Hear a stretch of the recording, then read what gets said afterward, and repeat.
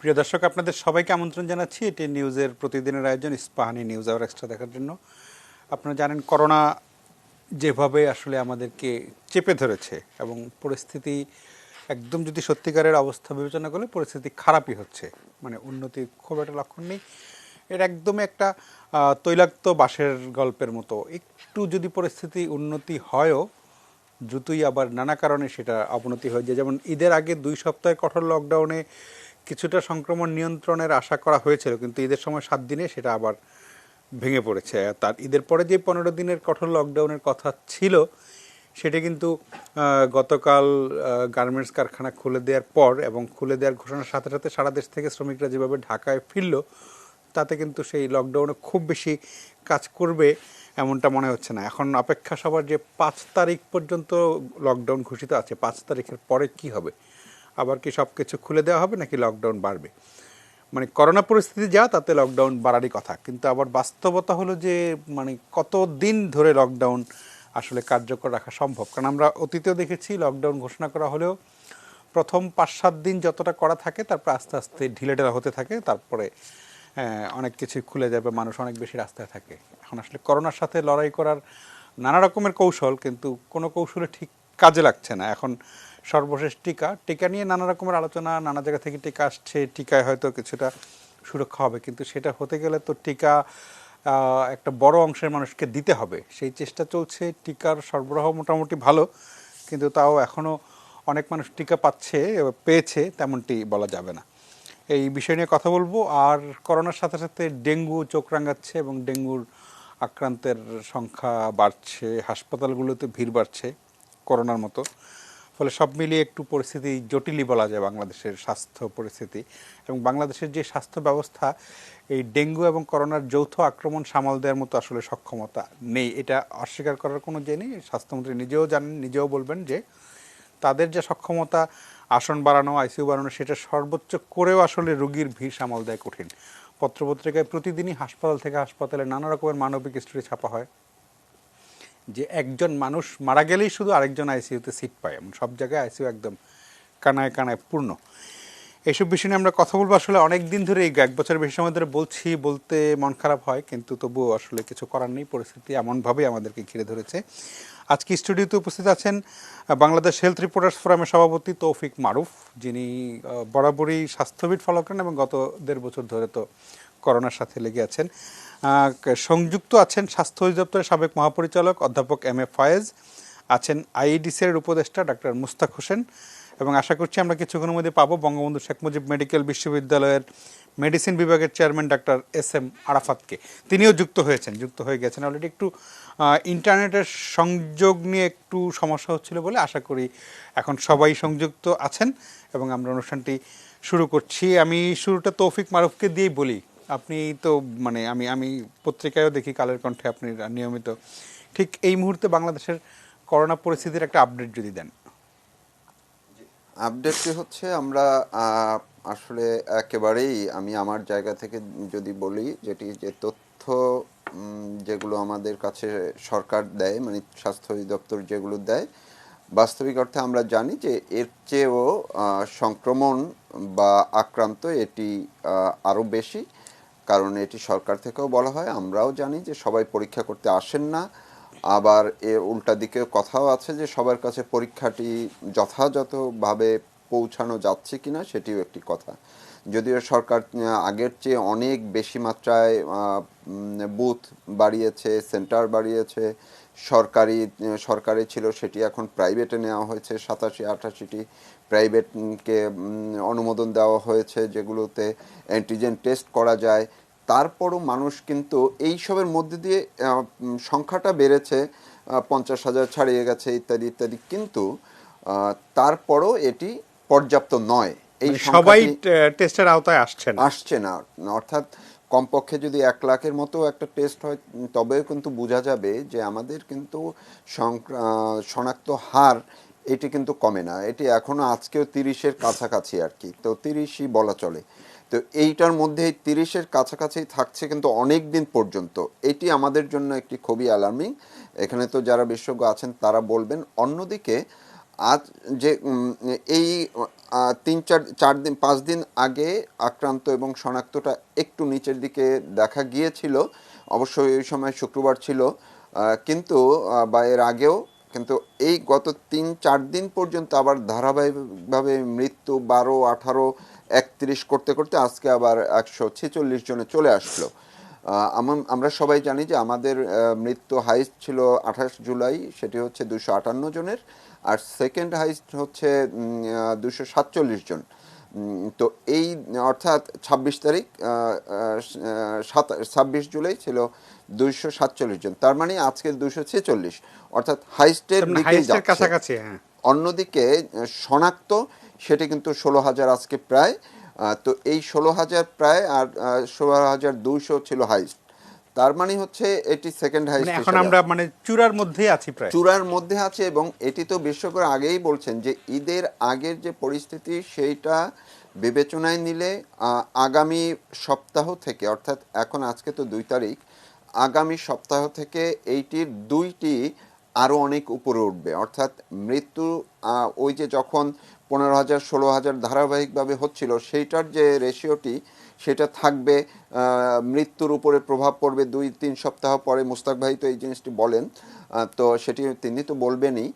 তো এই যে আশঙ্কার জায়গাটা, এটি কিন্তু স্বাস্থ্যমন্ত্রীও গতকালকে আমাকে বললেন, আমরা আজকে ওনার বক্তব্য দিয়েছি যে তিনি নিজেও একেবারেই হতাশ, প্রচণ্ড রকম হতাশ। তিনি কালকে এই শব্দটিও বলেছেন যে আসলে স্বাস্থ্য খাতের পিঠ দেয়ালে ঠেকে গেছে। এখন এই যে মানুষের যেভাবে ঢল, সেই ঢলের প্রভাব যদি আবার হাসপাতালে ঢল চলে যায়, প্রভাবজনিত যে অবস্থাটি সেটি হাসপাতালে যদি যায়, হাসপাতালে আর কিছু করার থাকবে না। অর্থাৎ যতটা বাড়ানোর যা কিছু করার সেটি কিন্তু একদম শেষ পর্যায়ে এসে ঠেকেছে। কারণ এটি সবার বুঝতে হবে যে অবকাঠামো থাকা মানেই হাসপাতাল নয়। অনেকে আমরা বলি ফিল্ড হাসপাতাল বানাচ্ছে না কেন, এটা করছে না কেন, সেটা করছে না কেন। এখন ফিল্ড হাসপাতাল বানাতে পারে, স্পেস পেতে পারে, বেড দিতে পারে, কিন্তু জনবলটা কোথায় পাবে?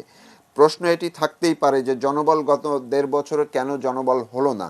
তো এইটি নিয়ে আসলে একটি বিতর্কের মধ্যে দিয়ে আমরা যাচ্ছি। আমারও হয়তো কিছু প্রশ্ন আছে যে জনবল, তো 2 ধাপে জনবল বাড়ানোর কথা সবাই বলছেন। একটি হচ্ছে যে অ্যানেস্থেসিওলজিস্ট যারা আছেন তাদেরকে তো রাতারাতি 1 বছর 1.5 বছরের মধ্যে এটি বানানো সম্ভব না, যে এটি ট্রেনিং দিলেই তো হয়ে গেল না। আরেকটি আছে স্বল্প মেয়াদী কিছু ট্রেনিং দিয়ে কিছু কাজ চালানো যায়। আমি একেবারেই একটু যদি এইভাবে বলি, আমার পর্যবেক্ষণ, আমি একদম স্পেসিফিক উদাহরণ দিতে চাই না কিছু নীতিগত কারণেই। ধরুন এই যে যত মানুষ আইসিইউতে মারা গেছে, আমি অন্ততপক্ষে নিশ্চিত এর মধ্যে অনেক আইসিইউতে উপযুক্ত, সেখানে আইসিইউ আছে, সেখানে ভেন্টিলেটর আছে, রোগীরা ছিলেন, কিন্তু উপযুক্ত দক্ষতার অভাবে অনেক রোগীর মৃত্যু ঘটেছে। কারণ হচ্ছে এই যে ভেন্টিলেটরগুলো, সেটি মনিটরিং করা, সেটির নিয়মিত থাকা, এমনকি হাই ফ্লো বিশেষজ্ঞরা বলছেন যে হাই ফ্লো নেজেল ক্যানুলা নিয়ে আমরা এত বেশি একটা পর্যায়ে উদ্বিগ্ন ছিলাম যে এটি কেন বাড়ানো হচ্ছে না। এখন কিন্তু বিশেষজ্ঞরা বলছেন এই হাই ফ্লো নেজেল ক্যানুলা অনেকের মৃত্যুর কারণ হয়ে দাঁড়িয়েছে। কারণ এটি শুধু একজন রোগীর মুখে লাগিয়ে দিয়ে যদি ওখানে লোক না থাকে, মনিটরিংটা না করে, তবে তো সে কখন এটি বাড়লো কমলো কি হলো না হলো, এটি যদি পর্যবেক্ষণের লোক না থাকে তবে ওটি লাগিয়ে দেয়া উল্টা আরও বিপরীত হয়।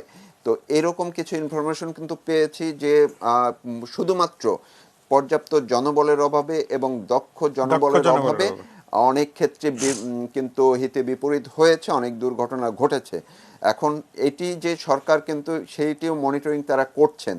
এই কারণে তারা এখন নতুন যে আইসিইউ দেওয়ার কথা বলা হচ্ছে, আইসিইউর এখনও অনেকগুলো আমরা জানি যে ভেন্টিলেটর প্রায় 300-র মতো ভেন্টিলেটর কিন্তু এখনও আবার স্টকে আছে। এর মধ্যে যে 250 দিল আমেরিকা থেকে, যেটি ইন্ডিয়া হয়ে এসছে, সেগুলোর আবার সিস্টেমটা একটু ভিন্ন।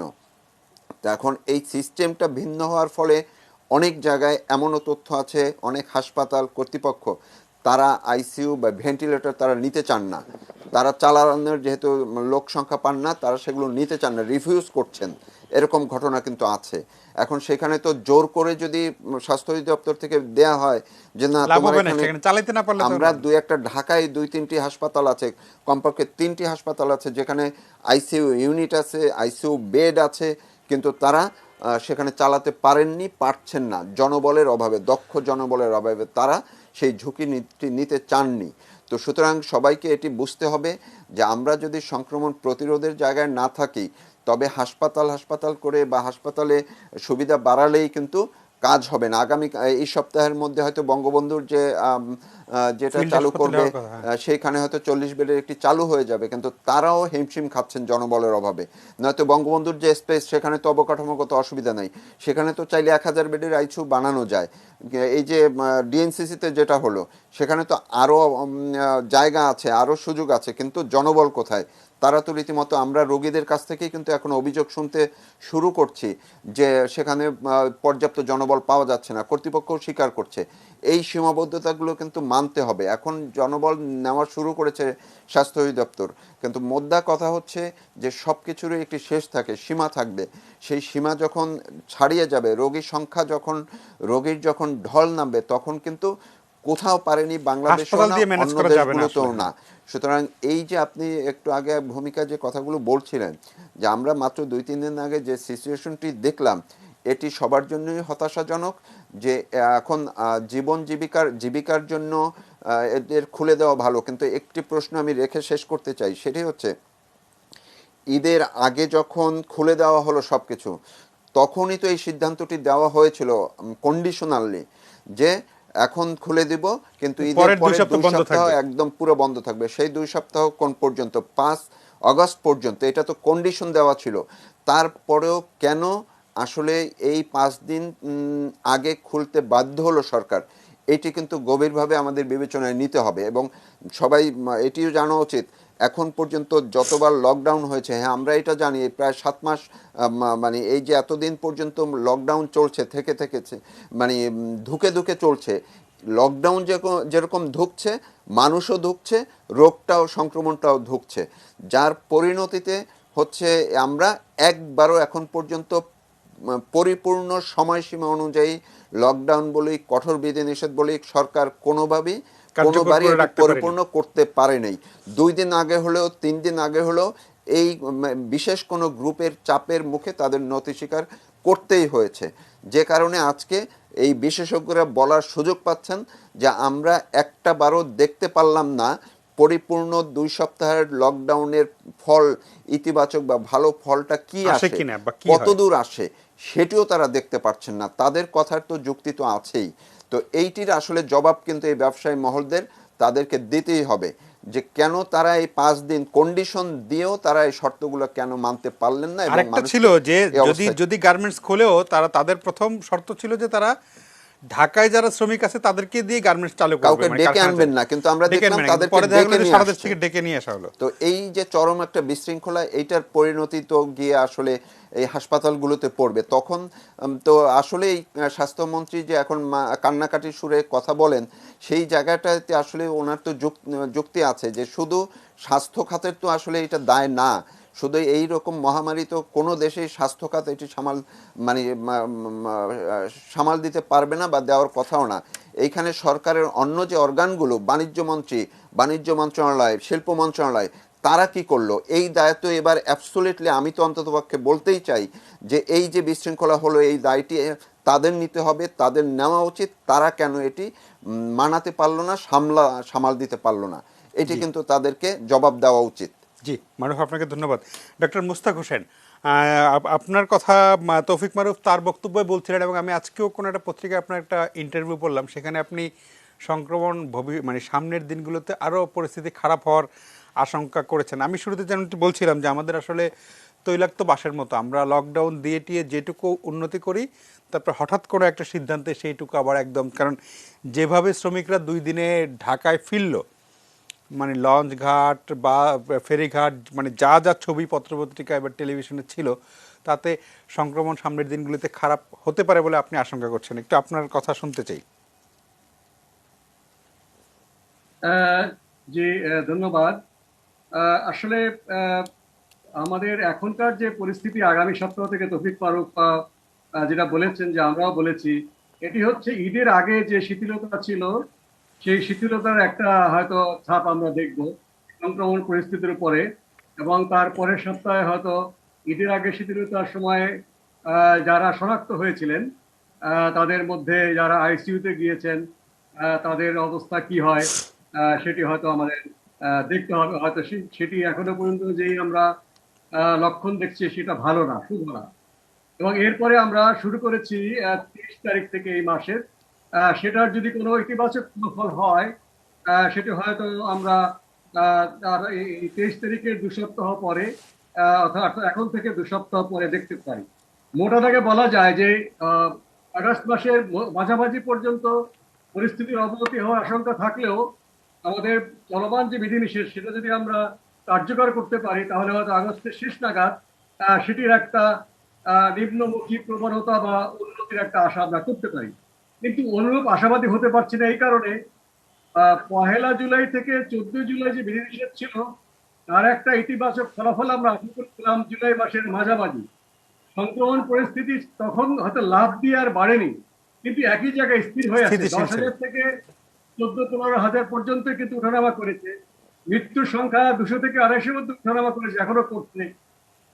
এটা এরকম কিন্তু আমরা দৃশ্যমান কিংবা তাৎপর্যপূর্ণ ভাবে কোন রকম নিম্ন গতি দেখতে পাইনি, যেটি আমরা এর আগের দ্বিতীয় ঢেউ যেটা দ্রুত উঠে গিয়েছিল এবং দ্রুতই নেমে গিয়েছিল।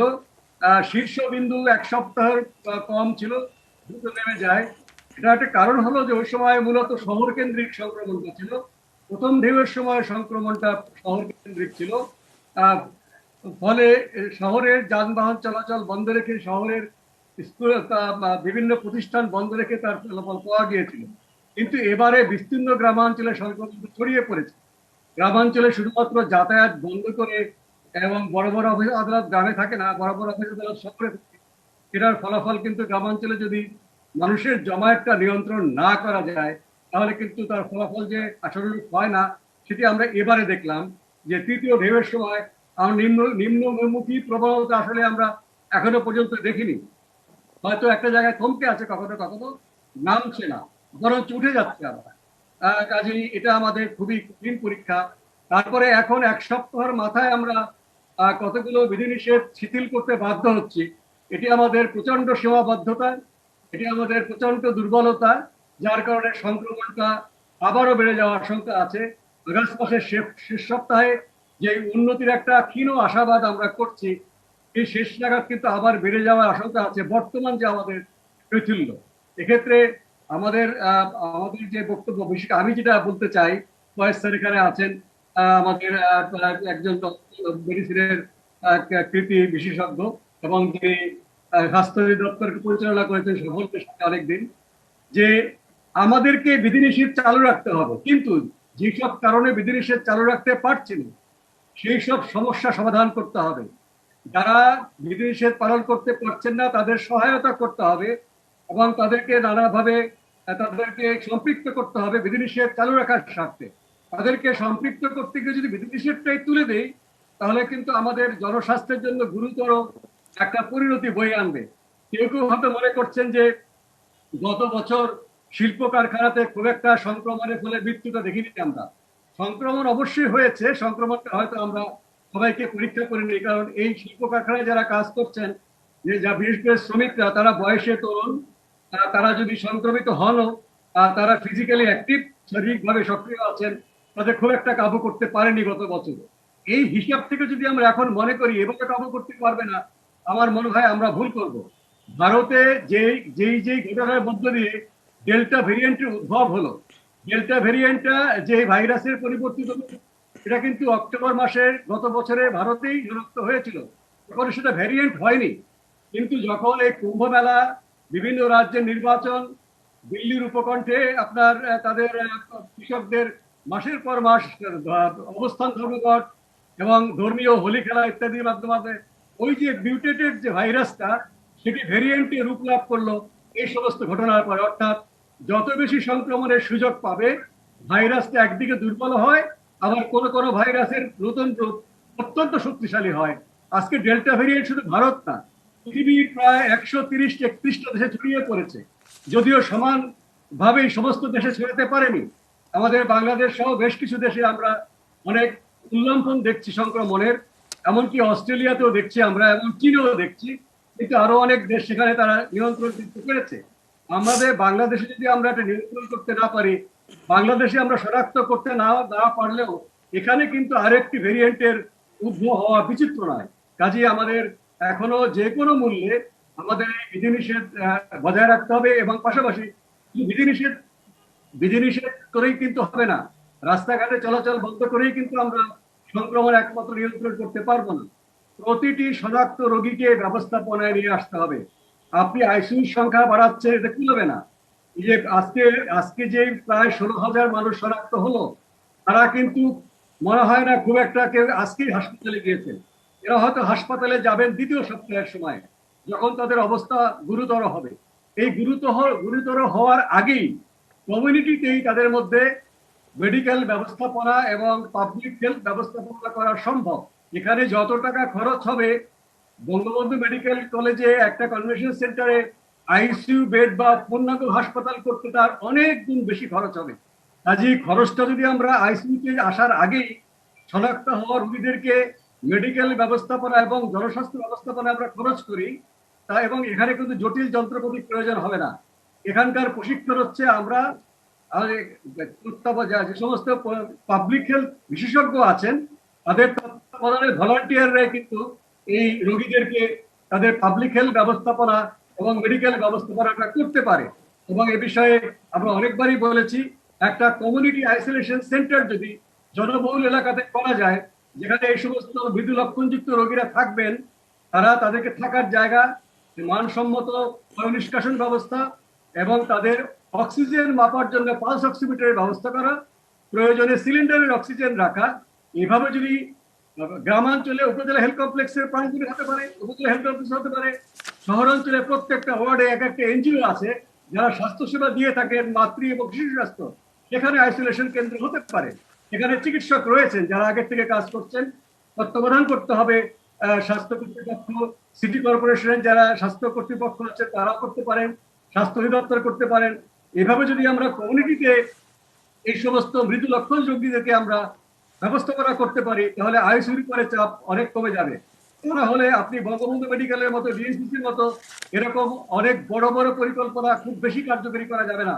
এটা কার্যকরী করা গেলে আপনারাই বলেছেন, তুমি পরে বলেছে যে আমাদের ওই রকম যে বিশেষায়িত জ্ঞান সম্পন্ন জনবল কিন্তু আমাদের নেই। কিন্তু কমিউনিটি আইসোলেশন সেন্টারে আমরা একজন চিকিৎসক, যিনি হয়তো আইসিইউ বিশেষজ্ঞ নন, তাকে দিয়েই কিন্তু আমরা করতে পারি। যেই চিকিৎসক একজন তৃতীয় বর্ষের ছাত্র হতে পারে, নার্সিং এর ছাত্র হতে পারে, প্যারামেডিক্যাল ইনস্টিটিউট এখন অনেক আছে সরকারি বেসরকারি মিলিয়ে, তারা হতে পারে। তাদেরকে স্বল্প মেয়াদী ট্রেনিং দিয়ে আমরা এই করোনা রোগীদের যারা সদ্য শনাক্ত হয়েছেন তাদের প্রাথমিক স্বাস্থ্য ব্যবস্থা করতে পারি, প্রাইমারি হেলথ কেয়ার দিতে পারি।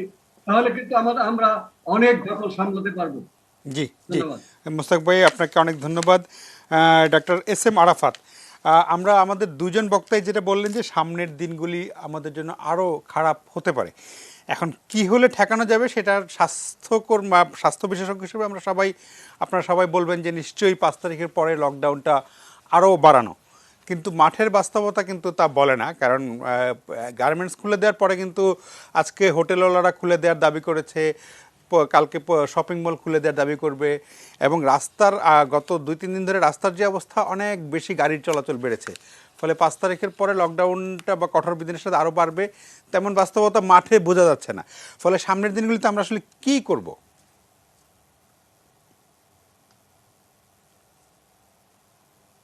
ধন্যবাদ। ধন্যবাদ আপনাকে।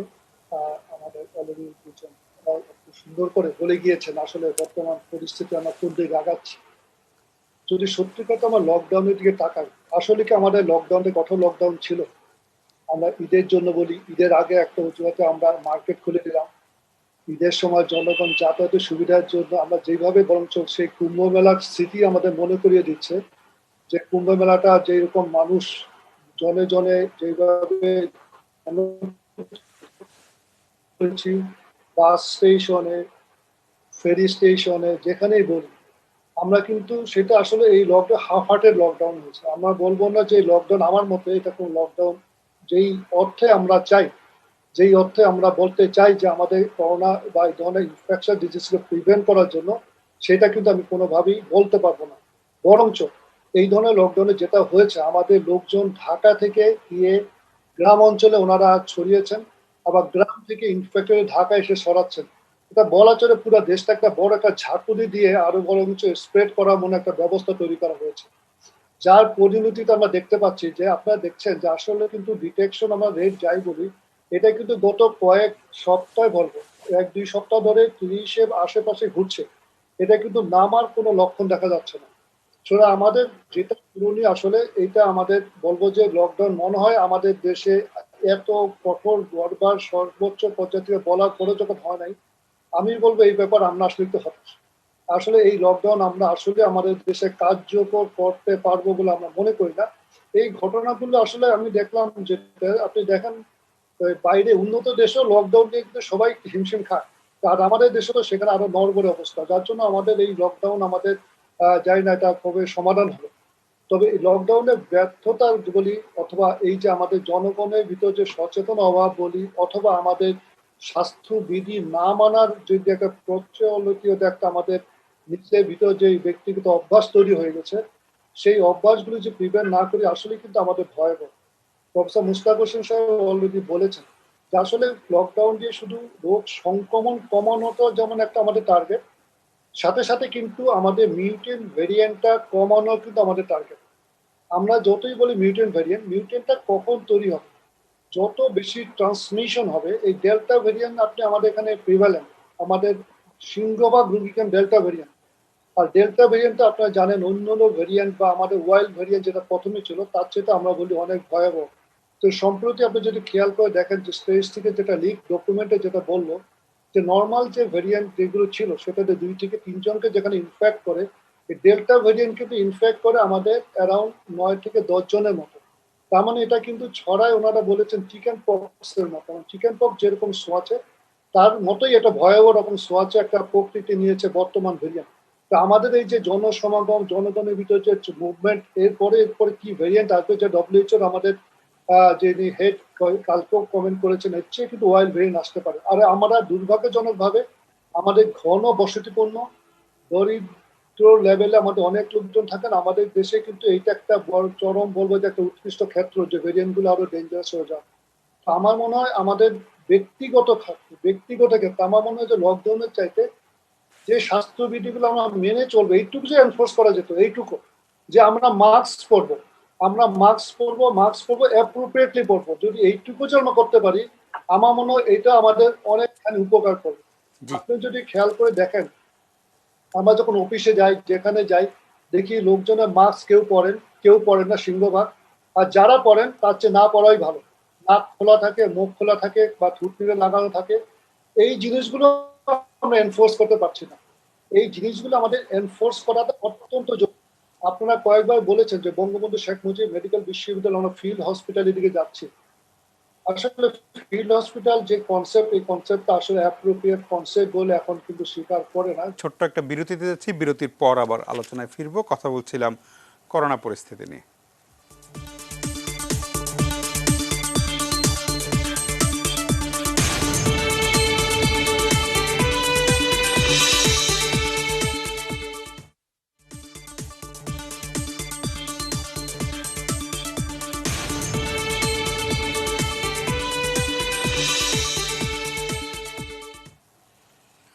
প্রিয় দর্শক, আমরা ফিরে এলাম আলোচনায়। কথা বলছিলাম করোনা পরিস্থিতি নিয়ে। আমাদের অতিথিদের সবাই এখন সংযুক্ত নেই, ইন্টারনেট আজকে একটু ঝামেলা করছে। আমরা ফয়েজ স্যারকে পেয়েছি, ফয়েজ স্যারকে খুঁজছিলাম, ফয়েজ স্যারের কথা শোনা হয়নি। অধ্যাপক এম এ ফয়েজ, যেটা শুরুতে তৌফিক মারুফ যেটা বলছিলেন যে, এবং বাস্তবতা এই যে আসলে বাংলাদেশের স্বাস্থ্য ব্যবস্থার হাসপাতাল, বেড, আইসিইউ সক্ষমতার মোটামুটি ম্যাক্সিমামটা করে ফেলা হয়েছে, কিন্তু রুগীর যা ঢল তাতে মানে এখনই সামাল দেয় কঠিন, সামনের দিনগুলোতে আরও কঠিন হবে। পত্রিকায় ছাপা হয় যে একজন মানুষ মারা গেলেই শুধু আরেকজন আইসিইউ পাচ্ছেন, সব জায়গায় আইসিইউ কানায় কানায় পূর্ণ এখন। এবং কিন্তু তৌফিক মারুফ যেটা বললো যে চাইলেও অবকাঠামো থাকলে অনেক সময় দক্ষ জনবলের অভাবে হয়তো স্বাস্থ্য ব্যবস্থার আর সম্প্রসারণ এই মুহূর্তে সম্ভব না। এই সমস্যাটার সমাধান কিভাবে করা যাবে? ধন্যবাদ জনাব আমিন। আমার সাথে যারা বিজ্ঞ আলোচক আছেন এবং যারা আমাদের কথাগুলো শুনছেন, আসলে আসলে আমরা অত্যন্ত কঠিন এবং জটিল সময় ব্যবহার করছি। একদিকে আমরা যেমন একটু মাঝে মাঝে আশার আলো দেখি, যেমন ধরুন না, এখন আমরা বাংলাদেশে অনেক অনেক কূটনৈতিক ব্যবস্থাপনার মধ্যে এখন আমরা অনেকগুলো ভ্যাকসিন পাবো এরকম আশা করছি। হয়তোবা বিশ্ব স্বাস্থ্য সংস্থা বলছে সেপ্টেম্বরে এই বছরের মধ্যেই একটা সংখ্যক রোগী মানুষজন ভ্যাকসিন পাবে। কিন্তু আবার অন্যদিকে দেখুন, আমরা তো জানতাম না যে আবার একটা নতুন ভেরিয়েন্ট আসবে, এবং এটা যে আসতে পারে এটা কিন্তু জনস্বাস্থ্য বিশেষজ্ঞগণ কিন্তু বলেছেন, আগেই সতর্কবাণী করেছেন দুনিয়াব্যাপী, বাংলাদেশেও। আসলে দেখুন, আমাদের বাংলাদেশ সহ দুনিয়ার সবাই এটা বলছে, এই কর্মকৌশলটা হবে এমন, এটা whole of government, whole of society. এটা কিন্তু আমাদের সরকারের বিভিন্ন পর্যায়ে উঁচু মহলে আমরা এই কথাগুলো শুনে আসছি। এটা কিন্তু একটা কর্মকৌশল আছে বাংলাদেশের, ওই কর্মকৌশলের মধ্যে আগাইতে হবে। কিন্তু আপনারা যে বক্তব্যগুলো বিজ্ঞ আলোচকরা করেছেন, তাতে করে আমার মনে হচ্ছে না যে আমাদের ছকে বাঁধা আমাদের জাতীয় যে প্রণীত যে নীতিমালা ছিল, ন্যাশনাল প্রিপারেটরি রেসপন্স প্ল্যান, ওইটাকে অনুসরণ করছি বলে মনে হয় না। আমরা কি হতাশ হয়ে গেলাম, নাকি আমরা ঘাবড়ে গেলাম? আসলে আমাদের কোনোটাই হলে চলবে না। আমাদের অত্যন্ত বিজ্ঞতার সাথে আমাদের দেশে যতটুকু স্বাস্থ্য বিশেষজ্ঞরা আছেন, জনস্বাস্থ্য বিশেষজ্ঞরা আছেন, ওনাদের মতামতগুলো আমলে নেওয়ার সময় পার হয়ে যায়নি। কারণ দেখুন, এখন গতবারের থেকে এবারের সংক্রমণ কিন্তু ভিন্ন রকম। এখন আমি জানি, আপনারা সবাই জানেন যে যেখানে একটা কোভিড রোগী আছে, ওখানে কিন্তু পরিবারের অনেকে আক্রান্ত, কিন্তু সবাই কিন্তু পরীক্ষা করেনি। আমরা তো সবাই জানি আমাদের বাস্তবতা কি। আমাদের বাস্তবতাগুলো আমরা গত কয়েকদিনে যেটা দেখলাম, আমরা কি এই বাস্তবতার কারণে নিরিখে আমরা কি হাল ছেড়ে দেব? তাহলে আমাদের সংক্রমণ কোথায় গিয়ে ঠেকবে? এখন কিন্তু আর শহরে কিন্তু সীমিত নেই, এটা দেশব্যাপী ছড়িয়ে গেছে। আমি কিন্তু একটা আশা আলো দেখছি। আশা আলোটা বলি, এটা হচ্ছে আমরা শুনেছি যে আমরা বিভিন্ন গত কয়েক দিনের যেটা শুনলাম, ওটা হলো গ্রামের প্রত্যন্ত অঞ্চলে, প্রতি ওয়ার্ডে, প্রতি ইউনিয়নে, ওখানে ওনারা কমিটি করবেন এবং ভ্যাকসিন দেবেন। আমি এটাকে একটা সুযোগ মনে করি। এই সুযোগে শুধু ভ্যাকসিন একটা নয়, আমাদের কাছে এই যে কোভিড নিয়ন্ত্রণ বা অতিমারি নিয়ন্ত্রণের যে বর্তমানে জানা যতটুকু আছে, এটা প্রয়োগ করতে গেলে এটা কিন্তু কেউ যে একা করতে পারবে না, এটা বুঝে গেছে। এবং যারা অনুসরণ করার কথা, উনাদেরকেই সাথে নিতে হবে। উনাদেরকে সাথে নিতে গেলে একটা প্রান্তিক পর্যায়ে উনারা যখন ভ্যাকসিনের জন্য যখন প্রমোট করবেন, এই একই সাথে এই সুযোগে যাদের উপসর্গ আছে ওদেরকে ধরে নিতে হবে। যদি আমরা অ্যান্টিজেন পরীক্ষা করতে না পারি ব্যাপক হারে, তাহলে ধরে নিতে হবে যে ওদের কোভিড আক্রান্ত, এবং তাদেরকে বিচ্ছিন্ন করা না গেলেও, এটা আমরা শুনছি যে ঢাকা শহরে বড় একটা কয়েক হাজার বেডের হাসপাতাল না করে এরকম প্রত্যেকটা উপজেলায় এরকম আইসোলেশন সেন্টার করার সময় পার হয়ে যায়নি। কারণ এখন প্রত্যেকটা উপজেলাতেই এখন রুগী আছে, প্রত্যেকটা উপজেলাতেই কিন্তু আমাদের উপজেলা হাসপাতালের ওইরকম ক্যাপাসিটি নেই।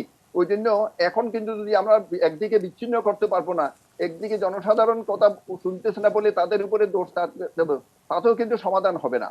সমাধানের পথ হচ্ছে জনসাধারণকে সাথে নিয়ে যেভাবে সম্ভব প্রান্তিক পর্যায়ে এটা করতে হবে। এবং একই সাথে দেখুন, আমি এই যে আপনারা যে মৃত্যুর হার বলছেন, মৃত্যুর হার কিন্তু আরো একটু পুঙ্খানুপুঙ্খ গভীরভাবে বিশ্লেষণ করা দরকার। যেমন এখন আমাদের যে রোগীগুলি আছে, যে 20,000 মৃত্যু হলো, 12 লাখের মতো রোগী আক্রান্ত হলো। এর মধ্যে কিন্তু আপনি দেখুন, ঢাকা শহরেই, কেবলমাত্র ঢাকা শহরেই কিন্তু রোগীর সংখ্যা কিন্তু ডেথ হচ্ছে 6,000-এর মতো, কেবল ঢাকা শহরেই। কতর মধ্যে? 6 লাখের মধ্যেই। চট্টগ্রামে কিন্তু একই রকম ভাবে, চট্টগ্রামে যদি দেখি তাহলে দেখবেন ওখানে কিন্তু রুগী চট্টগ্রামের 1 লাখের মতো, ডেথও 1,000-এর মতো, অর্থাৎ প্রতি লাখে 1,000-এর মতো মৃত্যু। কিন্তু তা কিন্তু এরকম সঠিক নয়। কিরকম? আপনি দেখুন, রংপুরে রুগী হচ্ছে, ওখানে রংপুরে রুগী হচ্ছে কিন্তু 45,000-এর মতো, ওখানে মৃত্যু হচ্ছে কিন্তু 1,000-এর মতো। আবার দেখুন চট্টগ্রামের কুমিল্লা জেলাতে ওখানে কিন্তু রুগী হচ্ছে, শুধুমাত্র একটা জেলাতে রুগী হচ্ছে 30,000-এর চেয়ে কম, ওখানে কিন্তু ডেথ হচ্ছে 1000।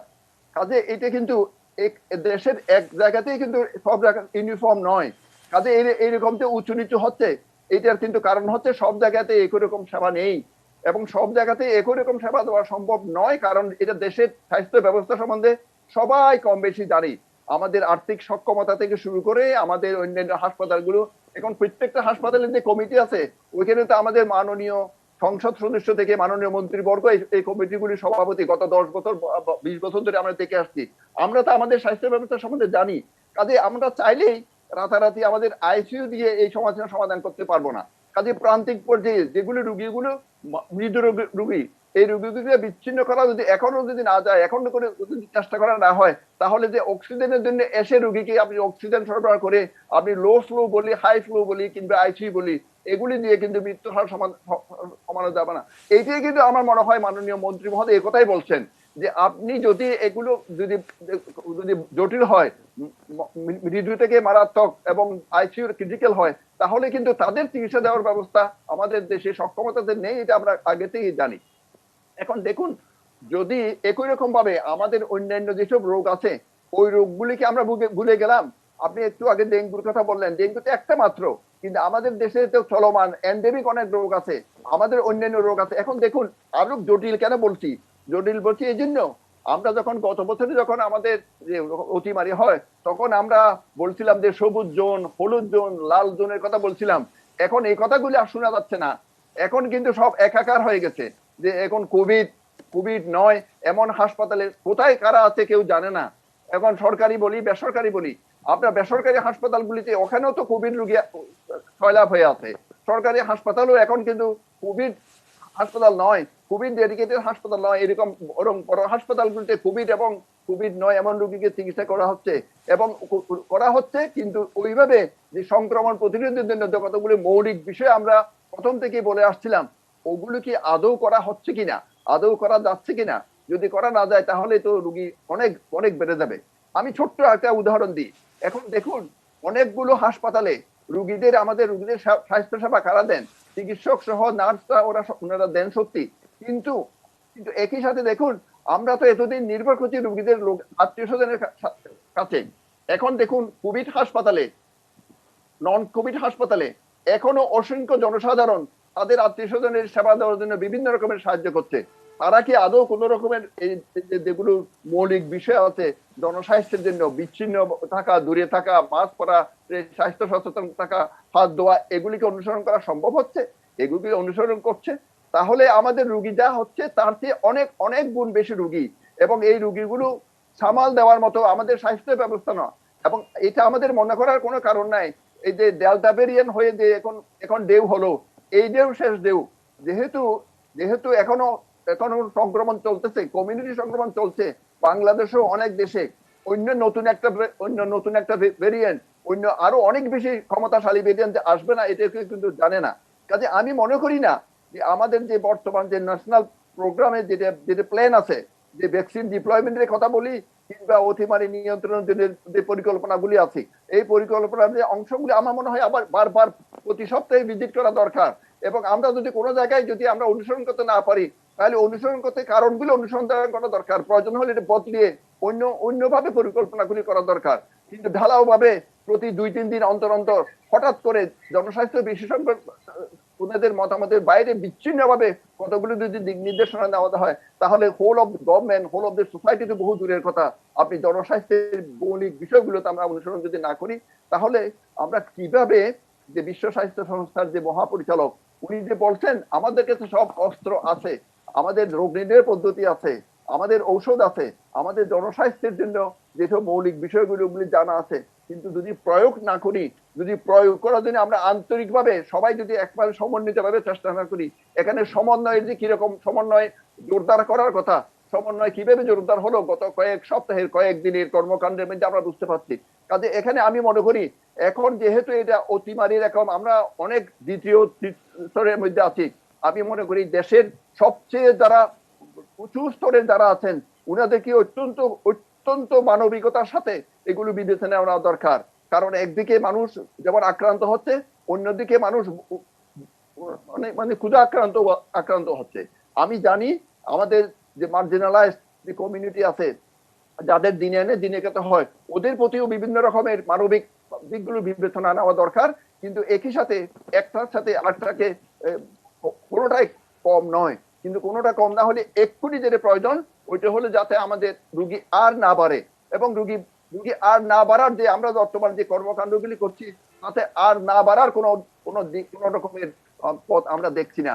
আমরা সবাই মনে করছি, আপনারা সবাই মনে করছেন, বিজ্ঞ আলোচকরা সবাই মনে করছেন যে এইভাবে আমরা আগাচ্ছি তাতে রুগীতে কমার কোনো লক্ষণ আমরা দেখছি না, বরং আরো অনেক ব্যাপক আকারে ছড়ে যাবে। এবং আরো ব্যাপকভাবে যদি পরীক্ষা না করি তাহলে জনসাধারণ বুঝতে অসক্ষম হবেন না রুগীর এটার চাপটা কতটুকু আছে। আমার মনে হয় আমাদের অত্যন্ত আশার কথা যে আমরা শুনেছি যে টেকনোলজি ট্রান্সফার হবে, আমাদের দেশে ভ্যাকসিন আসবে, আমাদের দেশে ভ্যাকসিন বোতলজাত করা হবে এবং তখন আমরা অনেক বেশি ভ্যাকসিন পাবো। কিন্তু একই সাথে আমার মনে রাখতে হবে যেহেতু ভ্যাকসিন ডেলিভারি দেওয়ার জন্য যেরকম সক্ষমতা আমাদের আছে, যে দেশে প্রতিদিনে প্রতি মাসে 1 কোটি লোককে ভ্যাকসিন দেওয়ার কথা বলতে পারি আমরা, ওই ক্ষেত্রে এরকম লোককে সাথে নিয়ে কেন আমরা স্বাস্থ্যবিধিগুলো অনুসরণ করার জন্য পাচ্ছি না, সেটি আমার কাছে বোধগম্য নয়। হয়তোবা আমি এখনো উনাদের কাছে, কমিউনিটির কাছে যে জ্ঞান আছে, কমিউনিটি যে সম্পৃক্ত হতে চায়, উনাদের কারণে সম্পৃক্ত করতে পারছি না। আমার মনে হয় এখনো সময় ফুরিয়ে যায়নি। ওই যে আমাদের যে চাঁপাইনবাবগঞ্জের কয়েকটা উপজেলাতে উনারা যেমন কমিয়ে আনছেন, এখন আমরা তো দেখি সাতক্ষীরাতেও কমে আসছে, অন্য জায়গায় কমে আসছে। আমরা কেন ওই লেসন গুলো নিই না, ওই নলেজ গুলো আমরা কেন নিই না? জি জি, জনাব এস এম ফায়েজ, আপনাকে ধন্যবাদ। তৌফিক মারুফ, ডক্টর এস এম ফায়েজ বারবার ভ্যাকসিনেশনে আশার আলো দেখছিলেন যে আমরা যদি ভ্যাকসিনেশনটা ব্যাপকভাবে করতে পারি তাহলেই শুধু সম্ভব।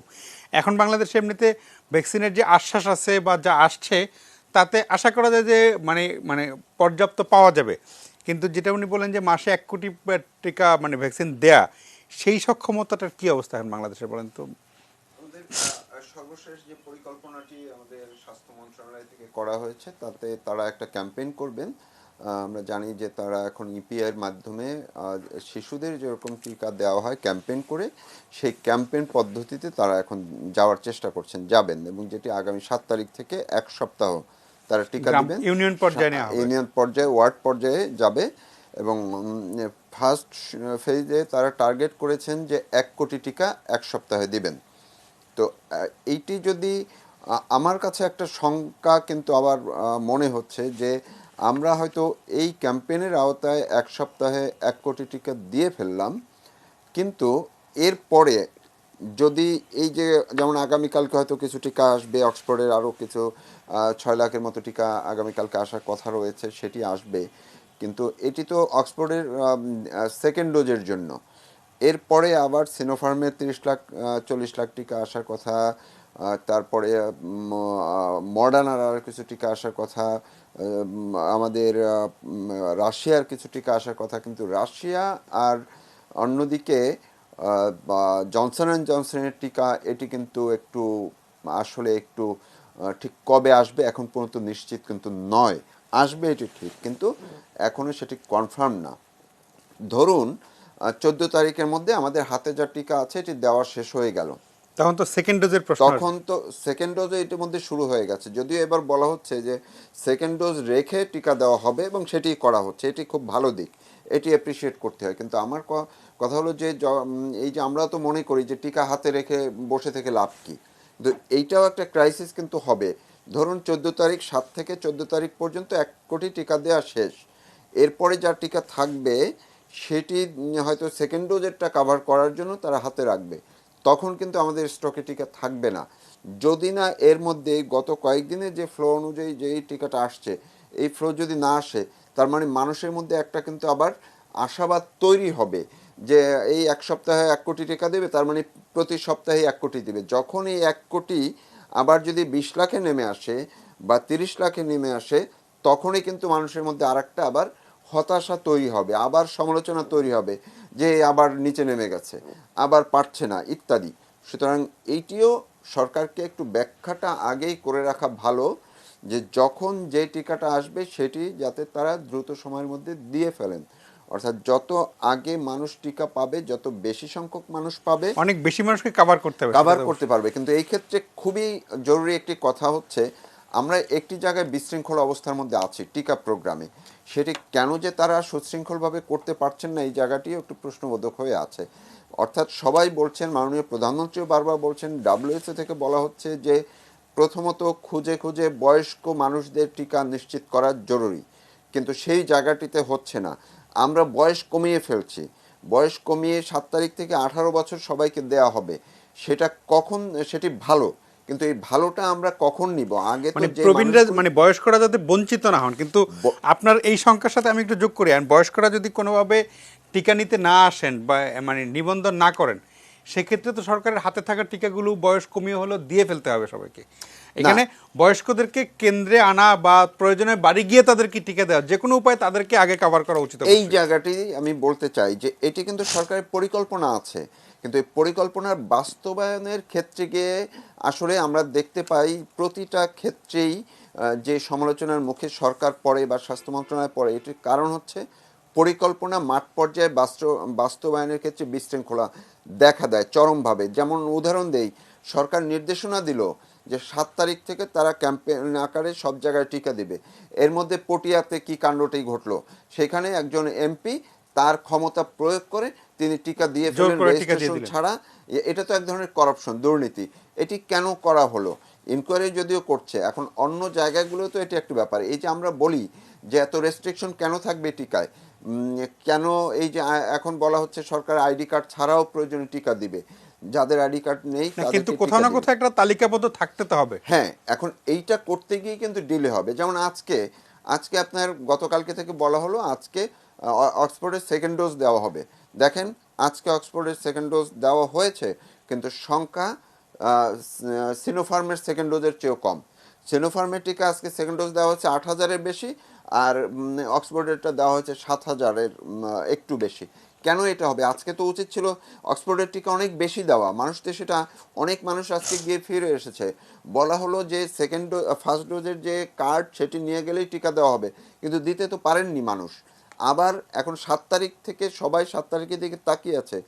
গ্রাম পর্যায়ে বলা হচ্ছে যে বয়স্ক মানুষদের টিকা যারা সেন্টারে আসতে পারবেন না, প্রয়োজনে বাড়িতে গিয়ে টিকা দেওয়া হবে। এটি তো করাই যায়, সেই গ্রাম পর্যায়ে কিন্তু আমাদের স্বাস্থ্যকর্মী আছে।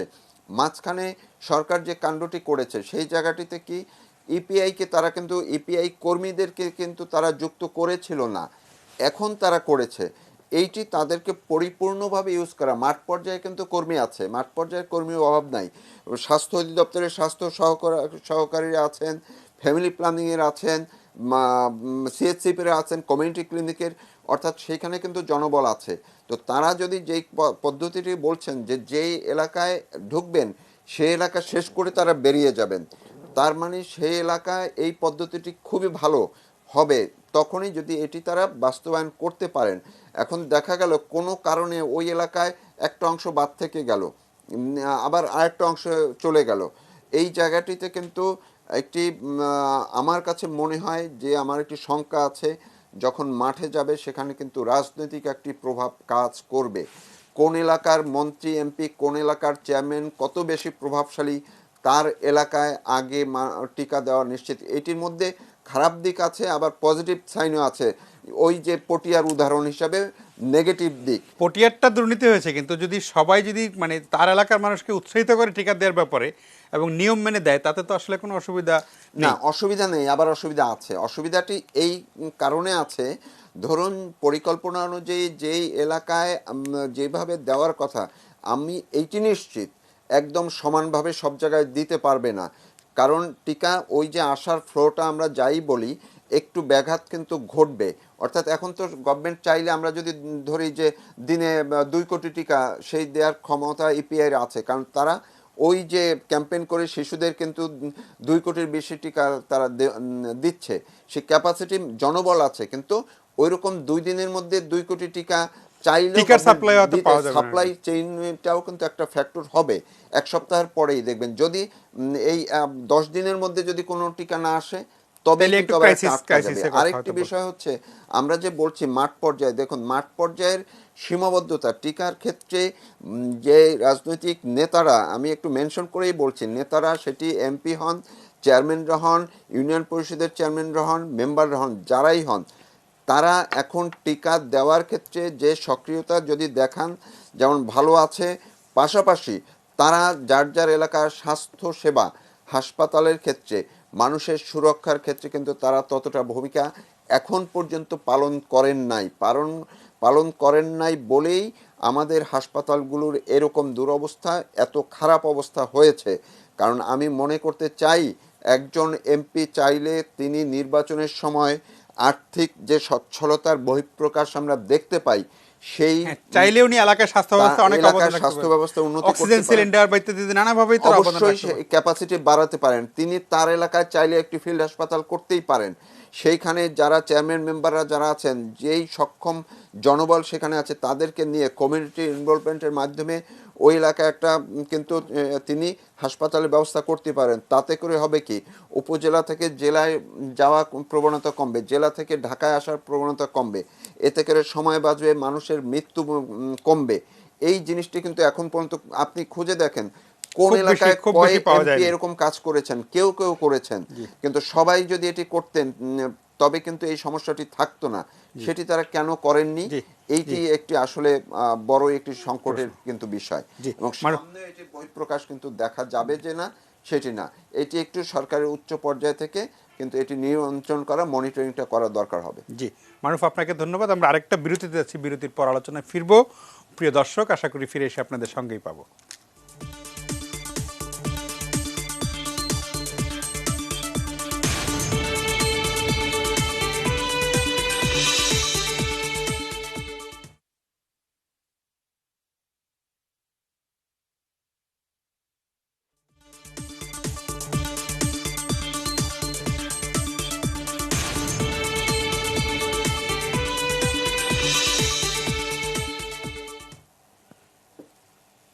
প্রিয় দর্শক, ফিরে এলাম আলোচনায়। কথা বলছিলাম করোনা পরিস্থিতি নিয়ে। আপনারা জানেন যে করোনা পরিস্থিতি আসলে প্রতিদিনই যা হচ্ছে আসলে খারাপ হচ্ছে, ভালো কিছু হচ্ছে না। 200-র উপরে, প্রায় 250-র কাছাকাছি মৃত্যু মোটামুটি একটা জায়গায় স্থির হয়ে আছে এবং সংক্রমণও বাড়ছে।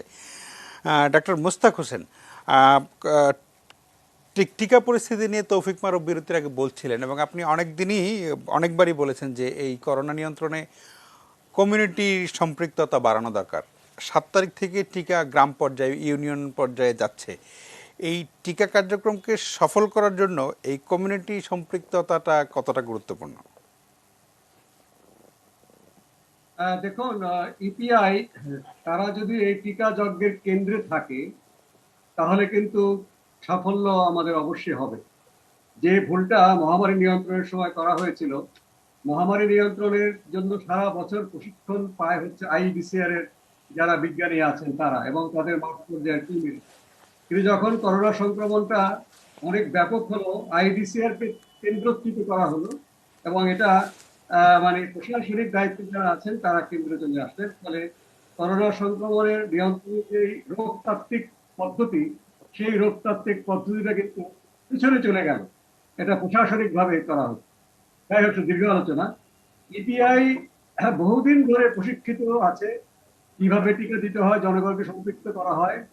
তারা যদি কেন্দ্রীয় ভূমিকাতে থাকে, নিশ্চয়ই তার উত্তর কর্তৃপক্ষ তাদের সহায়তা করবে। Whole of the government approach হবে, স্যার যেটা বললেন।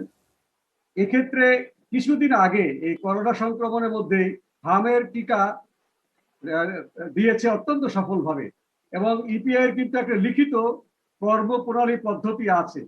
তারা জেলা পর্যায়ে কিভাবে জনগণের নেতৃবৃন্দ, প্রশাসনিক কর্মকর্তাদের নিয়ে বৈঠক করবেন, কি আলোচনা হবে, এবং ভলান্টিয়ারদেরকে কি ট্রেনিং দেওয়া হবে, উপজেলা পর্যায়ের মিটিং এ কে কে থাকবেন, জনপ্রতিনিধিরা, মসজিদের ইমাম, শিক্ষক এবং তরুণ যারা ভলান্টিয়ার, তাদেরকে কিভাবে প্রশিক্ষণ দেওয়া হবে, কোথায় বসে তারা টিকাটা দেবেন, কোন কোন বাড়ির কোন গাছতলাতে সে কেন্দ্র করবেন, সবকিছু কিন্তু এই সর্বশেষ যেটা হয়ে গেছে প্র্যাকটিক্যাল কাজটা, সেটা হচ্ছে হামের একটা সাফল্যজনক ক্যাম্পেইন এই করোনার ভিতরেই।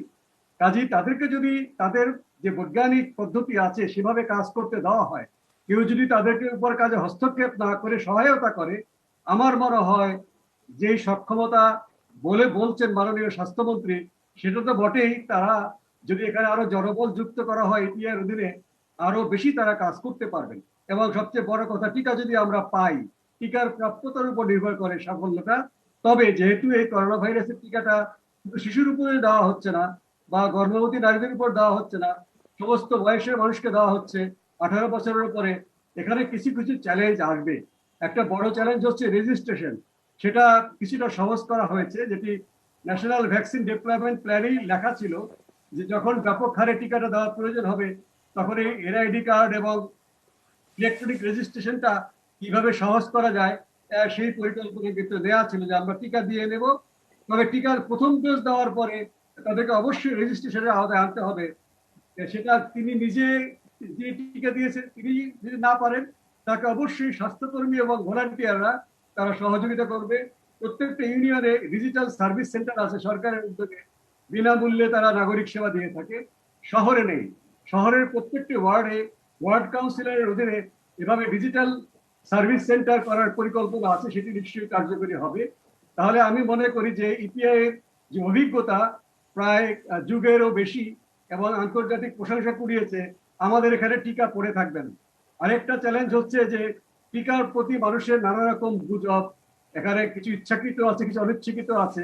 সেই গুজবের কারণে যখন আমরা অ্যাস্ট্রাজেনেকার টিকা দেওয়া শুরু করলাম, আপনি হাসপাতালের কথা বলা হয়েছে, হাসপাতালে এই জন্যই টিকা দেওয়া হয়েছে, তৌফিক ফারুক সম্ভবত কথা বলেছেন যে এই নতুন টিকা মানুষের মধ্যে কি রকম প্রতিক্রিয়া সৃষ্টি করে, এটা ব্যবস্থাপনা করার জন্য কিন্তু হাসপাতালে করা হয়েছে, যেখানে আইসিইউ রয়েছে, যেখানে সমস্ত বিভাগের চিকিৎসক রয়েছে, সঙ্গে সঙ্গে যেন তাকে হাসপাতালে ভর্তি করে সেই মানে ঝুঁকিপূর্ণ অবস্থায় ব্যবস্থাপনা করা যায়।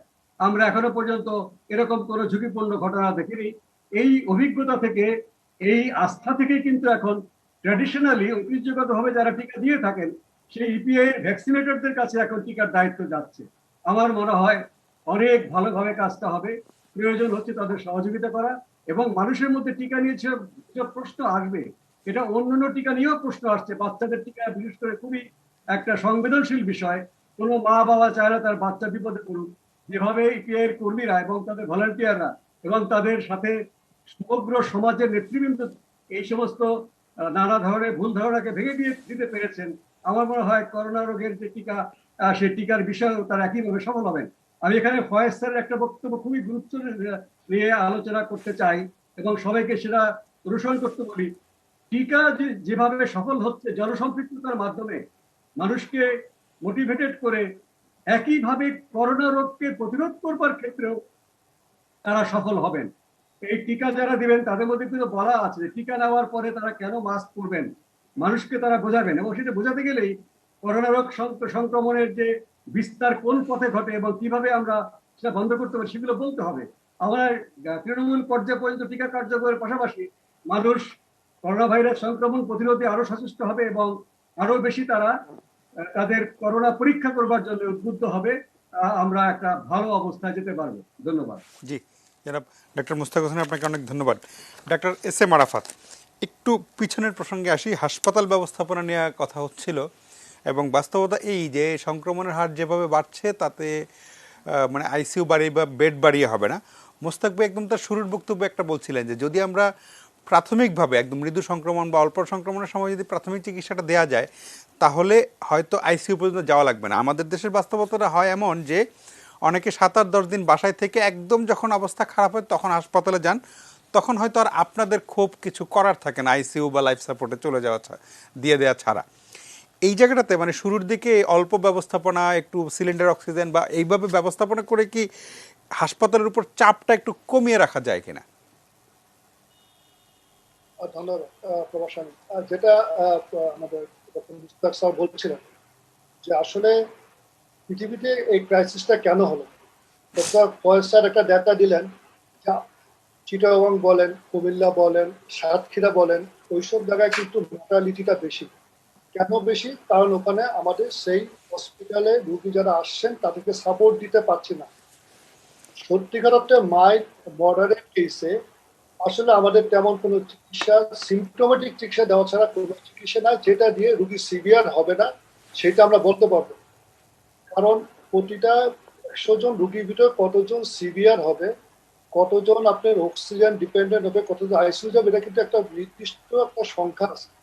আমরা শুধু কি করি, মাইল্ড মডারেট কেসে সিম্পল প্যারাসিটামল অথবা কোনো কোনো ক্ষেত্রে অ্যান্টিহিস্টামিন কিছু ওষুধ দেব, সেটা আমরা করব। কিন্তু সিমটমের চিকিৎসার চাইতে আমাদের বড় চিকিৎসা যেটা হলো যে তাদেরকে আলাদা করে ফেলতে হবে, যেটা বারবার কথা বলতেছি, সংক্রমণ কমাতে হবে। 2 নাম্বার, থানা লেভেলে কিন্তু আমাদের যথেষ্ট পরিমাণ চিকিৎসক আছে, ডিস্ট্রিক্ট লেভেলের চিকিৎসক আছে, যেই রুগীদেরকে আমরা 10 লিটার পর্যন্ত অক্সিজেন দিতে পারি। আমরা যদি করোনার চিকিৎসা যে সিভিয়ারিটি কমানোর জন্য প্রাথমিক চিকিৎসা আসলে আমরা থামাতে পারবো না, কিন্তু যেই রোগীগুলি প্রাথমিক অল্প পরিমাণ অক্সিজেন কভার করা সম্ভব 5 থেকে 10 লিটার পর্যন্ত দিতে পারবো, এটা কিন্তু উপজেলা লেভেলে ডিস্ট্রিক্ট লেভেলে দেওয়া সম্ভব। এটার জন্য দরকার কি একটা সুস্থ চিকিৎসা এবং অক্সিজেন ব্যবস্থাপনা। আমরা কিন্তু কয়েকদিন আগে একটা ওয়ার্কশপের মাধ্যমে বঙ্গবন্ধু শেখ মুজিব মেডিকেল ইউনিভার্সিটি এবং ডিজি অফিসের সিডিসি সমন্বয়ে আমরা কিন্তু একটা ওয়ার্কশপ করেছিলাম, যেখানে মিনিমাম অক্সিজেন দিয়ে থানা লেভেল ডিস্ট্রিক্টে কি পরিমাণ আমরা সাপোর্ট দিতে পারি সেটা তো আমরা ছোটখাটো একটা গাইডলাইন তৈরি করেছি। সেটা আমাদের ন্যাশনাল গাইডলাইনও হয়তো সন্নিবেশিত হবে। তো আমাদের কথা হলো যে ডিস্ট্রিক্ট লেভেলে যে হসপিটালগুলো আছে, থানা লেভেলের যে হসপিটালগুলো আছে, সেটাকে আমরা যদি মিনিমাম 5 থেকে 10টা রোগীর চিকিৎসা দিতে পারি, তারপর ডিস্ট্রিক্ট লেভেলে যে একটু হায়ার লেভেলে দিতে পারি, যেখানে কিছু আইসিইউ আছে, তাহলে কিন্তু রাজধানীমুখী যে জনস্রোত অথবা চিটাগাংমুখী জনস্রোত আমাদের থামাতে পারবে।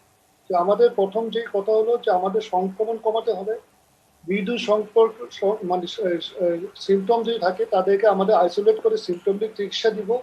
তার ভিতরে 10 থেকে 15% রোগী কিন্তু সিভিয়ারের দিকে বা চলে যেতে পারে। তাদেরকে আমরা করবো কি, তাদেরকে থানা লেভেলে এবং ডিস্ট্রিক্ট লেভেলে যতখানি সম্ভব 10 লিটার দিয়ে কিন্তু চিকিৎসা করা সম্ভব। আমরা যদি বঙ্গবন্ধু শেখ মুজিব মেডিকেল ইউনিভার্সিটি আমরা গত 1.5-2 বছরের যে পরিমাণ রোগী আমরা দেখছি, তাদের সবাই কিন্তু হাই ফ্লো লাগে না, তাদের সবার কিন্তু 15 লিটার অক্সিজেন লাগছে না, কারো 5 লিটার, কারো 10 লিটার কিন্তু কাভার হয়ে যাচ্ছে। এই রোগীগুলো ঢাকায় হয়তো বা আসা লাগবে না, যদি আমরা ওই লেভেলে কনফিডেন্স তৈরি করতে পারি রোগীদের ভিতরে এবং চিকিৎসকদের ভিতরে, আমাদের কনফিডেন্স তৈরি করতে হবে এই পেশেন্টকে এইটুকু পর্যন্ত আমরা ম্যানেজ করতে পারবো। তাদেরকে 2-1টা ঔষধ যেটা আমরা ডিস্ট্রিক্ট লেভেলে দেওয়া সম্ভব, যেমন কোনো ক্ষেত্রে অ্যানক্সাপ্রিন বলি, স্টেরয়েড বলি, এগুলি কিন্তু সিভিয়ার রোগের চিকিৎসা, এটা কিন্তু সহজলভ্য। এটা কি এমন না যে ঢাকায় আসতে হবে। এই চিকিৎসাটা যদি ডিস্ট্রিক্ট লেভেলে, থানা লেভেলে দিতে পারি, তাহলে কিন্তু অনেক রোগী যাদের আইসিইউ সাপোর্ট তো হাই ডিমান্ডিং অক্সিজেন আর লাগবে, তাদেরকে আমরা কিন্তু থামাতে পারবো। সেটা আমাদের প্রথম হলো যে আমাদের যে স্কিল ডেভেলপমেন্ট বা আমাদের যে থানা ডিস্ট্রিক্ট লেভেলের চিকিৎসকদের হসপিটাল সিস্টেমটাকে আমাদেরকে কিছুটা হলো জরুরিভাবে এই ব্যাপারে তাদেরকে স্কিল ডেভেলপ করাতে হবে। এটা করা সম্ভব। অক্সিজেন দেওয়ার জন্য বড় লেভেলে কিন্তু ট্রেনিং দরকার নাই, বড় লেভেলে কোনো সময় দরকার নাই। এটাই শুধু নিরবিচ্ছিন্ন অক্সিজেন সাপ্লাই, সিলিন্ডার হোক, ম্যানিফোল্ড হোক, এটা কিন্তু সরকার চাইলে করতে পারবে বা পারা সম্ভব। সেইটুক দিকে আমার মনোযোগ দিতে হবে। আমাদের কিন্তু ঢাকারে 100 না, 1000 না, 10,000 বেডের হসপিটাল করলেও কিন্তু আমরা কিন্তু পারবো না। আপনারা আমাদের স্যার বললেন, মুশতাক স্যার বললেন যে ঢাকা শহরে 1000, 10,000, 20,000 বেড করলেও কিন্তু ইউ ক্যান মানে স্যাটিসফাই দ্য হোল নেশন। এটা কিন্তু এইবার এবং আগেরবারে ডিফারেন্সটা কি, গতবারে আপনার যা দেখছেন চিটাগাং শহর, ঢাকা শহর, এই দুইটাই ছিল এবং আশেপাশে এইটাই ছিল আমাদের মেইন হটস্পট, যেখানে চিকিৎসা ব্যবস্থা অন্য অন্য ডিস্ট্রিক্ট লেভেলের চেয়ে কিছুটা বেটার, ভালো, কিছুটা স্কিল লোকজন। যে কিন্তু এইবার কিন্তু তা না, এবার প্রত্যন্ত থানা রাঙ্গামাটির মতো ডিস্ট্রিক্ট, ইলফ্রাক্সের মতো যেখানে জনবসতি কম, ওখানে কিন্তু এবার প্রচুর ইনফেকশন হচ্ছে। এটা মানে ওখানে কিছু লোক সিভিয়ার হবে, তাদেরকে সবাইকে ঢাকা আনতে পারবেন না, তাদেরকে আর্থিক সামর্থ্য আমরা দিতে পারবো না। কিন্তু ওই জায়গাতে কিন্তু আমাদের যেভাবে হোক আমাদের কিন্তু এই অক্সিজেন বলেন কিছুটা সাপ্লাই মিনিমাম যেন দিতে পারে, এটা আমি ইনশিওর করতে হবে। তো আমাদের সাজেশন হচ্ছে ঢাকা শহর না ছেড়ে পুরো শহরটাই ছেড়ে যে ঢাকার বাইরে ডিস্ট্রিক্ট লেভেল অ্যাথলিক আমাদের কিন্তু এই সাপোর্টটা তৈরি করতেই হবে। জি জনাব এস এম আরাফাত, আপনাকে অনেক ধন্যবাদ। আমরা অনুষ্ঠানের শেষ বিরতিতে যাচ্ছি। বিরতির পর অধ্যাপক এম এ ফয়েজের বক্তব্য দিয়ে অনুষ্ঠান শেষ করব। আশা করি তখন আপনাদের পাবো।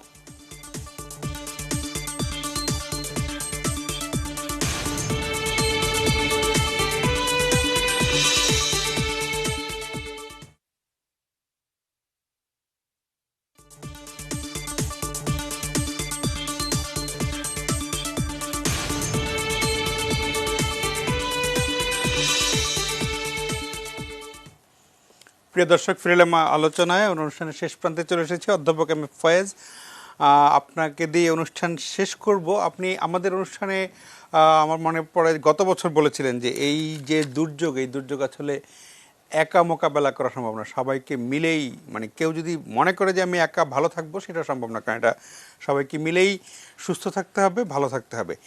সেই জায়গায় আপনার একটা সমাপনী বক্তব্য স্বাস্থ্যবিধি মানা, যেটা অধ্যাপক এস এম আরাফাত বলছিলেন যে আমরা বাস্তবতা যে হয়তো লকডাউন খুব দীর্ঘদিন আমরা জারি রাখতে পারবো না, কিন্তু স্বাস্থ্যবিধি মানা, মাস্ক পরা, একটু সামাজিক দূরত্ব বা শারীরিক দূরত্ব বজায় রাখা, এগুলো তো সম্ভব, এগুলো খুব কঠিন না, তাতে অর্থনীতিও ধ্বংস হয়ে যাবে না। সেই জায়গাটা যদি আমরা এনশিওর করতে পারতাম তাহলে কিন্তু এত কঠোর লকডাউন হয়তো দরকার হতোও না। সেই জায়গাটা আপনার একটু পরামর্শ শুনে শেষ করতে চাই। ধন্যবাদ। আমি নিজেকে স্মরণ করিয়ে দিতে চাই, আমরা তো টেকসই লক্ষ্যমাত্রার যুগে আছি, আমরা তো সর্বজনীন স্বাস্থ্য সুরক্ষার সময়ে আছি, যার মূল প্রতিপাদ্য বিষয় হচ্ছে কাউকেই পিছিয়ে রাখা যাবে না। এখন আমরা তো জানি এই যে কোভিড দুর্যোগকালীন সময়ে প্রশিক্ষিত জনশক্তির, স্বাস্থ্য জনশক্তির বিকল্প নাই বলেই কয়েক হাজার চিকিৎসক, নার্সের পদায়ন করা হয়েছে। একই সাথে আমরা যেহেতু প্রান্তিক পর্যায়ে স্বাস্থ্যসেবা ইউনিভার্সাল হেলথ কভারেজের অবিচ্ছেদ্য অংশ, আমি মনে করি আমাদের অনেক গুণ বেশি টেকনোলজিস্ট প্রয়োজন হবে। আপনারা সবাই আমার সাথে একমত হবেন, আমাদের প্রান্তিক পর্যায়ে যে সরকারি যারা স্বাস্থ্যকর্মী, হেলথ অ্যাসিস্ট্যান্ট, এই একটা হেলথ অ্যাসিস্ট্যান্ট যে কাজগুলি করেন, এখন যে কাজের এত ব্যাপকতা, কমপক্ষে তার জায়গায় 5 জন স্বাস্থ্যকর্মী প্রয়োজন হবে যদি আমরা জনগণকে সম্পৃক্ত করতে চাই, সবাইকে যদি আমরা একতাবদ্ধ করতে চাই। কারণ বিশ্ব স্বাস্থ্য সংস্থার মহাপরিচালক বলেছেন গত সপ্তাহে, মহামারী শেষ হবে যখন, ওই সময় শেষ হবে যখন বিশ্ব এটিকে শেষ করতে পছন্দ করবে। এটা আমাদের হাতে, এটা দেশের জন্য প্রযোজ্য, প্রতি জেলার জন্য প্রযোজ্য, প্রতি কমিউনিটির জন্য প্রযোজ্য। এই যে আমাদের হাতে যখন এটা আছে, আমাদের হাতকে শক্তিশালী করার অন্যতম পন্থা হচ্ছে জনসংখ্যা সম্পৃক্ত করার, যারা করবে, যাদের মাধ্যমে এই যে জনগণের কাছে যাওয়া যাবে, এই প্রান্তিক পর্যায়ের ব্যাপক স্বাস্থ্যকর্মী নিয়োগ করা প্রয়োজন। একই সাথে আমাদের যে বেসরকারি এনজিও যেগুলো কর্মী আছেন, তাদেরকে সাথে নিয়ে অত্যন্ত মৌলিক বিষয়গুলো যদি অনুসরণ করা হয়, ভ্যাকসিন আন্দোলনের সাথে সাথে যদি আমরা অন্যান্য আনুষঙ্গিক বিষয়গুলো গুরুত্ব বজায় রাখা থেকে শুরু করে আবশ্যিক যথাযথ মাস্ক পরা, তাহলে এটা হয়তো সম্ভব হতে পারে। একই সাথে আমরা অত্যন্ত আশাবাদী যে ভ্যাকসিন অসমতা, যেটা নৈতিকতার ব্যর্থতা কিংবা অর্থনৈতিক বা রোগতাত্ত্বিক অপরাধ বলে মনে করা হচ্ছিল, আমরা আশাবাদী যেহেতু ভ্যাকসিন দ্রুত বাড়ানোর জন্য, উৎপাদন করার জন্য, এই বাধা দূরীকরণ করার জন্য প্রযুক্তি হস্তান্তরের ব্যবস্থা করেছে সরকার, যে প্রযুক্তি হস্তান্তরের ব্যবস্থা করছে, আমি মনে করি এটা যদি একই সাথে সরবরাহ চেনকে যদি মুক্ত করা যায় এবং মেধাস্বত্ব মৌকুব করা যায়, তাতে করে যদি আমাদের ভ্যাকসিন সক্ষমতা, উৎপাদন সক্ষমতা বাড়ে, আমার মনে হয় এটাই হবে আমাদের অন্যতম পন্থা। কিন্তু সবাইকে যদি ভ্যাকসিনের আওতায় আনতে হয়, 80% জনসাধারণকে ব্যাপকতায় আনতে হয়, আমাদের অন্যান্য মৌলিক স্বাস্থ্য কর্মকাণ্ডের সাথে স্বাস্থ্য বিধিগুলো অনুসরণ সবাইকে সাথে নেওয়ার অর্থ হচ্ছে ব্যাপক সম্পৃক্ততা, ব্যাপক জনসম্পৃক্ততা এবং ব্যাপকভাবে প্রান্তিক পর্যায়ে স্বাস্থ্যকর্মী তৈরি করা। এবং আমি মনে করি যদি এটা করা সম্ভব হয়, তাহলে আমরা আমাদের দেশ থেকে মহামারী অন্য দেশের সাথে আমরা হয়তো দূর করতে পারবো। আমাদের হাত বলতে আমি এটাই বোঝাচ্ছি। জি জি, আপনাদের সবাইকে অনেক ধন্যবাদ। প্রিয় দর্শক, আপনারাও ভালো থাকবেন, সাবধানে থাকবেন, স্বাস্থ্যবিধি মেনে চলবেন।